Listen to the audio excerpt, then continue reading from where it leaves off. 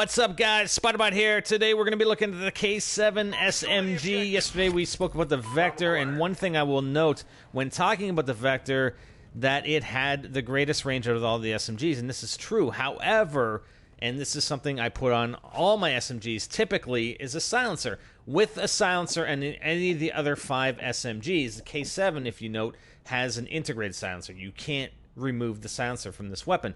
Silenced, the K7 has the greatest range out of all the SMGs.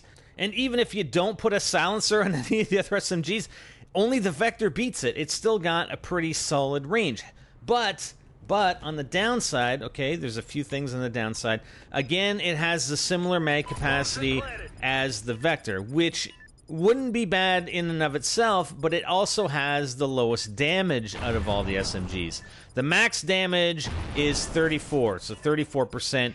It's going to require 3 bullets to kill, similar to the Vector. However, if one of those bullets, one of the first 2 is a headshot, it's still going to take 3. Okay, you have to get 2 headshots in order for it to reduce then to a 2-shot kill at close range, okay?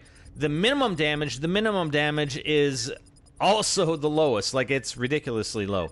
It's at 15. It's going to require 7 bullets. 7 bullets at that minimum damage range, which, you know, is fairly significant. I mean, it's still a medium range, though. It's still a medium range, and it's going to require 7 compared to 5 from the Vector, the Viper, or 4 bullets from the MTAR at that longer range.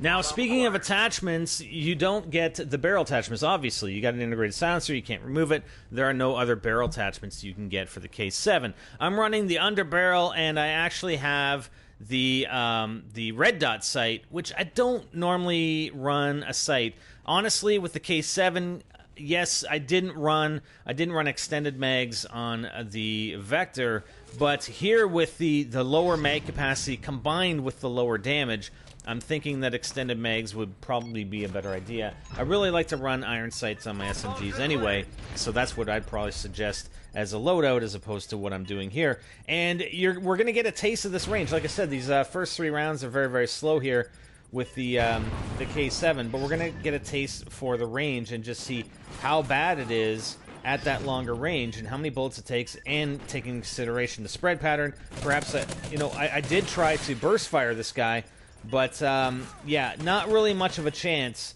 when we're versing a guy at that kind of range with an assault rifle. Now, when we take a look at the rounds per minute as well as the time to kill, it's about mid-range. It's about mid-range. It's number 3 in the list of SMGs for rounds per minute, and accordingly, it is number 3 for the time to kill. Again, when taking into consideration rapid fire and the headshot multiplier, it comes more in line with the other SMGs for your time to kill, and the differences become somewhat negligible across all the SMGs. Also, when looking at reload times, it's fairly close to the Vector. I mean, it's in second place out of all the SMGs next to the Vector for reloading, not only when you have ammo in your magazine already or when you're reloading from empty. So it's fairly quick with that regard compared to the other 4. One other area where the K7 excels is it has the quickest raise time amongst all the SMGs. So I really do think there's some good balance overall in the SMG class. I mean, you do have certain advantages with weapons, but on the downside, you have their disadvantages. So I think they're all fairly equal, and it just comes down to personal preference, to be quite honest with you.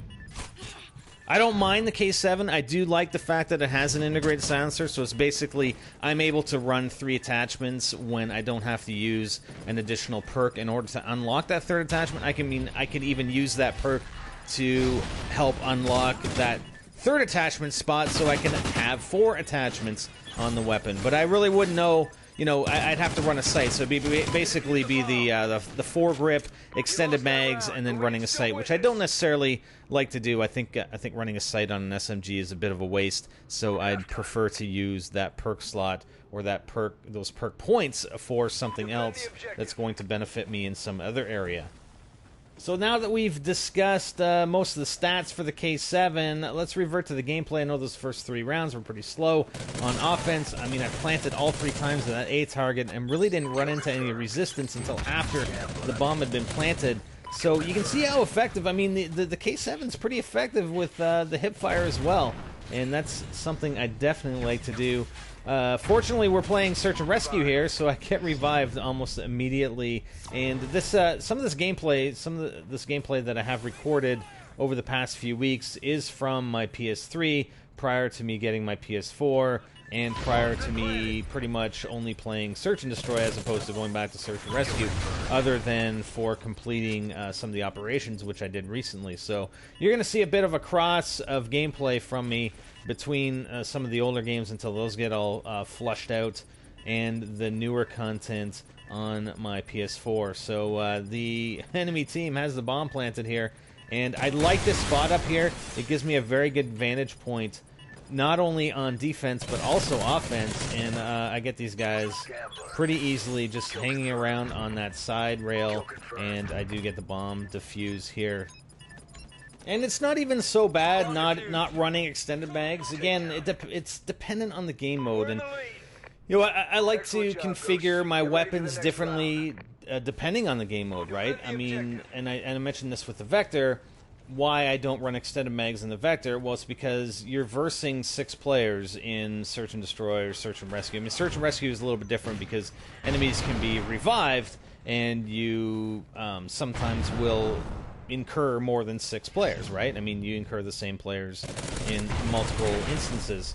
So, and you can see it, like, that is still, we're still within our range right there, right? That's the 3-round kill range.